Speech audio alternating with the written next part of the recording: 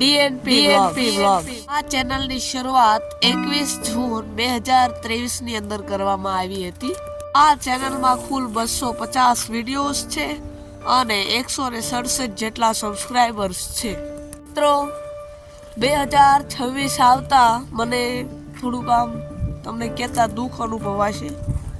આ ચેનલ ખૂબ લોસમાં જઈ રહી છે, ખૂબ લોસમાં જઈ રહી છે। ચેનલના વ્યૂઝ વેરી ડાઉન છે, ચેનલના વ્યૂઝ ખૂબ ઓછા આવે છે। મિત્રો મેં આ ચેનલની જ્યારે શરૂઆત કરી હતી ત્યારે મને બોલતા પણ નહોતું આવડતું। ખરેખર મને ઘણો બધો હેટ મળ્યો, મને ઘણો બધો સપોર્ટ પણ મળ્યો છે, હું ના નથી પાડતો। આપણા 250 લોકો સોરી આપણા જે 160 સબસ્ક્રાઈબર્સ છે એના દ્વારા મને ઘણો સપોર્ટ મળ્યો છે। આપણી ચેનલના કુલ 22,000 જે વ્યુઅર્સ છે એના દ્વારા મને ઘણો સપોર્ટ મળ્યો છે। મિત્રો આ વિડીયો બનાવવાનો મને કોઈ અફસોસ નહોતો, પણ મારે તમને મારા જે છે જ્યારે શરૂઆત કરી હતી 0 સબસ્ક્રાઈબર્સથી આયા સુધી પહોંચવામાં કેટલી મહેનત લાગી એની વાત કરવાનો છું। ઘડીક તૂટી જાઉં છું, પછી પાછો ઘડીક મળી જાઉં છું। ખરેખર આ વસ્તુ થોડીક દુઃખદ છે। આટલી બધી યુટ્યુબની અંદર મહેનત કરીએ છીએ છતાં પણ પૈસાની તો લાલચ જ નથી હો મિત્રો।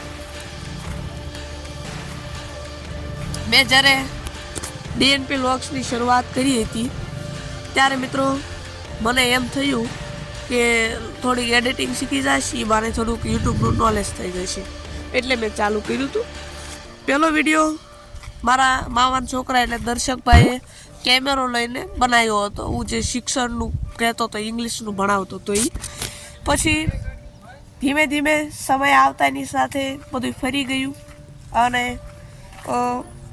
પછી 2024ના એન્ડમાં એઆઈનો જે આપણે કહીએ છીએ ને જેમિનાઈ અને ચેટ જીપીટી બધું આવ્યું। મને એમાંય થોડુંક રસ હતો, એવું કરવું હતું, પણ એમાં પૈસાની જરૂર પડતી હતી। જે સિમ્પલ મોબાઈલ છે એની અંદર આ ક્રિએટ થતું નથી, એટલે પાછો વિડીયો ઓછા બનાવતો હતો। અમુક આવતા હતા એ લો ક્વોલિટીના હતા, 360ના એચડી બનાવવા હોય તો પૈસાની જરૂર પડતી હતી, એવું છે। યુટ્યુબ ઇન્ડસ્ટ્રીની અંદર સૌથી વધુ મને સપોર્ટ કર્યો હોય તો એ મારા મામાના છોકરાએ પણ છે। 2023ની અંદર ચેનલ બનાવી અને 2024ની શરૂઆતમાં એ મને કહે છે કે તું પણ પ્રદીપ મને ભાગમાં રાખ, આપણે બે મહેનત કરીને વિડીયોઝ બનાવશું। ઘણા બધા સપના જોયા હતા મેં કે આપણે પણ પ્લે બટન આવશે, આપણે પણ જે મંથલી ઇન્કમ કે એવું આવશે, પણ એવું તો કંઈ આવ્યું નહીં। 2 વર્ષ થયા આપણી ચેનલના, એ તમને બધાને ખબર છે। મિત્રો નથી કહેતા કે હિંમત નહીં હારની चाहिए, બનાવતા રહ્યા મેં કીધું ક્યારેક તો આવશે ને, એકાદો વિડીયો તો વાયરલ થાય છે ને। 6-7 વ્યૂઝ એવું ચાલતું રહ્યું। પછી ધીમે ધીમે તમે જોઈ રહ્યા છો કે અત્યારે એમ જ ચાલે છે, અમુકમાં 15-20 વ્યૂઝ આવે। મિત્રો એને પણ મને ભાગમાં રાખ્યો। 2025 આવતાની સાથે એન્ડ થવાની સાથે જ તે 2 મહિના સુધી પ્રદીપભાઈ ને દર્શકભાઈનો કોઈ બ્લોગ જ ન આવ્યો, વિડીયો જ ન આવ્યો। સામાન્ય રીતે અમે બ્લોગ બનાવવાનું ચૂઝ કર્યું હતું કારણ કે અમને એમાં થોડોક વધુ રસ છે, એ બધું અમને આવડે અને સૌથી ઇઝી પણ બ્લોગ જ પડે। કોમેડી વિડીયોમાં માણસોની જરૂર પડે, એ બધા તમને ખબર છે પૈસા વગર ન આવે અને આવડે નહીં, અને એ રીતનું છે, તમે સિચ્યુએશન સમજી શકો છો। મિત્રો દર્શકભાઈની ડિસ્પ્લે બગડી ગઈ અને એવો વિડીયો ન બનાવી શક્યા।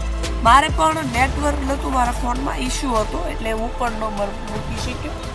એક ફોન હતો 4G હતો, એમાં એક બ્લોગ મૂકી હતા 500 MBનો મેસેજ પડી જતો હતો, એટલે એ તમે સમજી શકો છો, સમજણા છો।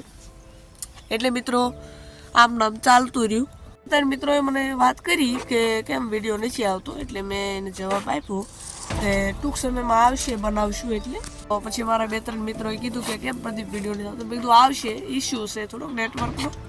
મિત્રો ઘણા બધા મિત્રો મારા એવા પણ હતા જે મને એવું કહેતા હતા કે કા પ્રદીપ કેમ થાર નો લીધી, પૈસે થાર નો છોડાવી, કેટલા મહિને પગાર આવ્યો, 1 લાખ 2 લાખ. મેં કાંઈ જવાબ ન દીધો. હું સાથે સાથે દાંત કાઢો માંડ્યો. એટલે કે નથી કહેતા મૂર્ખાઈની વાતમાં ભળાય નહીં, પણ હું ભળ્યો નતો. રેડી, આપણે ખોટું શું બગાડવું, બોલવા દેવાય. મેં કીધું આવશે નહીં, ક્યારેક તો સમય આવશે ને, કોઈક સારા લોકો હશે સપોર્ટ કરશે જ તે. રેડી મિત્રો, અત્યારે હું વાડીમાં આવ્યો છું વિડીયો બનાવવા માટે. આ વાડી એટલે કે અમારી વાડી, મારા દાદા નીમની વાડી, એટલે અમારી કહેવાય ને. એટલે આ વાડીની અંદર મિત્રો મેં મારું સુખ દુઃખ આ વાડીની અંદર જ બાંટ્યું છે. મારું સુખ કયો, મારું દુઃખ કયો. એકાદો બ્લોગ સારા વ્યૂઝે નીકળી ગયો હોય તો એ મારા માટે સુખ કહેવાય. એ આ વાડીનો જ હોય. મોટા ભાગના બ્લોગ, મોટા ભાગના વિડીયો આ વાડીના જ હશે. આ વાડી મને ખૂબ પ્રિય છે. આ એક કુદરતી તત્વ છે મિત્રો. આ સારું છે, આ કુદરત છે, કુદરતનું એક તત્વ.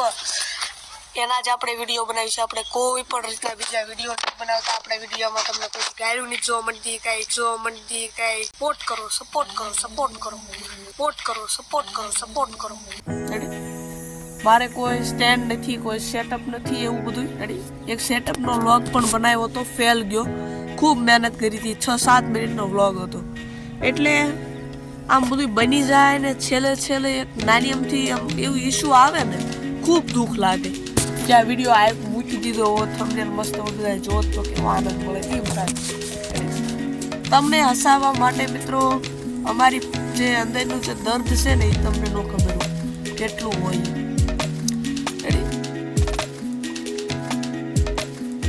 આ એક સ્કિલ છે, યુટ્યુબનું નોલેજ છે. મારા કાકા પણ થોડુંક આનું વિશે જાણે છે. એટલે કે મારા દાદાના ભાઈ અને એમના છોકરા, એટલે મારા કાકા રેડી, એમને પણ આ બધી વસ્તુ વિશે જાણે છે. એમની પાસે ઘણા બધા AI એપ્લિકેશન પણ છે જે લાખો રૂપિયા દઈને મિત્રો લોકો ખરીદતા હોય છે. મફતમાં કેટલે એવું ટેલેન્ટ છે એમનામાં. એટલે એમને પણ ઘણો સપોર્ટ કર્યો. બીજું વધારે નથી કેવું મિત્રો. તમારી 1 લાખ, હું નહીં કહેતો તમારી 1 લાખ અમને ઘણો બધો આત્મવિશ્વાસમાં વધારો કરે છે. એ વસ્તુ સાચી છે. જાતે જ એડિટિંગ કરું છું, કોઈ બીજા પાસે નથી કરાવતું. ઘણા બધા એડિટિંગ એપ્લિકેશન છે મારી પાસે. પહેલાંના મારા ઓલ્ડ વિડીયોઝ જોઉં. પહેલાં મને બોલતા નહોતું આવડતું, ત્યાંથી ચાલુ કર્યું હતું. ના મારી પાસે સ્કિલ તો હતી જ તે પહેલાં. અને એના માટે મહેનત પણ જોઈએ ઘણી બધી. એવું નથી કે બેઠા બેઠા બની જાય.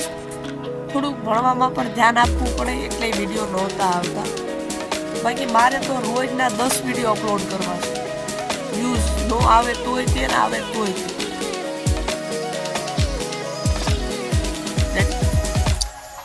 મિત્રો ઘણા બધા બ્લોગ બનાવ્યા છે, ઘણા બધા વિડીયો આવી ને અહીંથી ચાલુ કર્યું હતું અને અત્યારે આયા તો છું. કદાચ ગામડાની ભાષા તો કદાચ તમને ખબર જ છે કેવી હોય, પણ થોડીક સારી ભાષા આપણે હું બોલું છું, કારણ કે બીજાને સારું સમજાય, સ્પષ્ટ ભાષા લાગે એટલે. ઓકે, ફરી મળશું નવા બ્લોગમાં. આ બ્લોગનો હેતુ એટલો જ હતો કે થોડોક સપોર્ટ કરો મિત્રો, બીજું તો કાંઈ જોતું નથી. લાઇક્સ કરો, શેર કરો, સબસ્ક્રાઈબ કરો. અને 167 માંથી 267, 367 એમ કરીને 1067 અને આપણી ચેનલને મોનેટાઈઝ કરી દો. એક સ્ટ્રાઇક હતો દર્શકભાઈ, એક ઓલો કોઈનૂર વાળો વિડીયો મને બનાવીને મોકલ્યો હતો મારા મામાના છોકરાનો. એમાં કાંઈક કોપીરાઇટ સ્ટ્રાઇક આવી હતી યુટ્યુબ દ્વારા. એમાં 90 દિવસની સ્ટ્રાઇક હતી, 90 દિવસની. એટલે હું વિડીયો નહોતો મૂકી શકતો. મેં બધા બનાવ્યા હતા, ડિલીટ પણ થઈ ગયા, ઘણા બધા ફેલ પણ ગયા. ઘણા બધા વિડીયો બનાવ્યા હતા મેં, પણ એ સ્ટ્રાઇકના લીધે દર્શકભાઈનો વાંક નહોતો. એમને એટલી એનું નોલેજ એટલું નહોતું કે આનાથી સ્ટ્રાઇક આવી શકે. મને નથી ખબર, કારણ કે એમાં જે બાળક છે ને એ મેં એવું થંબનેલ જ બનાવ્યું હતું એ રીતનું, અને એમના વિડીયોમાં એવું હતું. ઓકે, ફરી મળશું નવા બ્લોગમાં. Bye bye. લાઈક શેર કરો પાછા. अच्छा